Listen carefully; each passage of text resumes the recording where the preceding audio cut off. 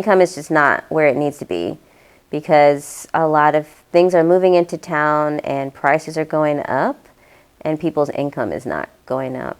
So it's confusing to me that there's all this building and development, but like, who are they developing for exactly?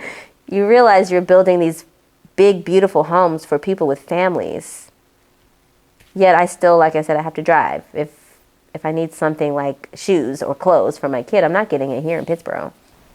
So couldn't buy a house, can't rent an apartment because rent is one whole paycheck. And there's definitely like multiple families, you know, living in one small house just to try to make ends meet.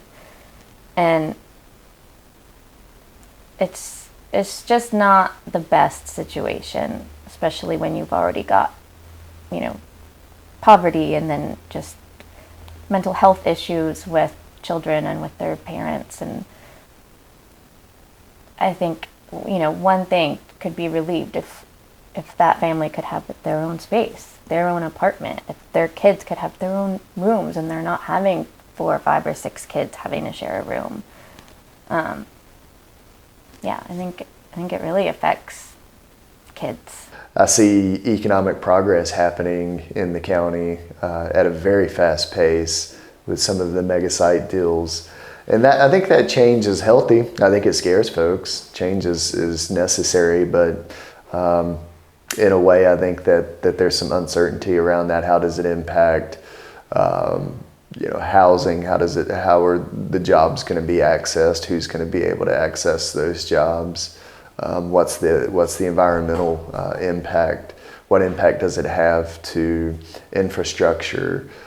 Yeah, I know it's kind of like a necessary evil. You know, it's good for the economy, it's good for the people here, but at the same time, I'm afraid that it's going to push a lot of the, you know, rural people out. You know, it's going to be hard for the lower income people who, you know, have lived here their entire lives, and it's going to kind of suck the soul out of this wonderful place. Yeah, I think everyone should be able to, you know, live in the trees and, you know, have chickens and do what they want to do, and you know, not worry about being judged, or just kind of have like a laid-back lifestyle. The county has drastically changed during those 20 years that I've watched. There's been so much growth in the northern part of the county, near the Wake County and the Orange County lines. I see more child care centers going up in that area, more chain child care centers that are going up. I've seen a lot of family home centers close in our other parts of the county. I mean, if the county wants to grow and attract business, and we've got to offer better benefits, and child care is the big one right now. Yeah, I think the issues are going to be, first off, is the distance that employees need to commute.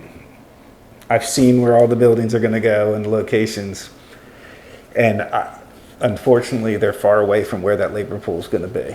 So they're going to have to pull labor into these higher paying areas, which is going to be tough.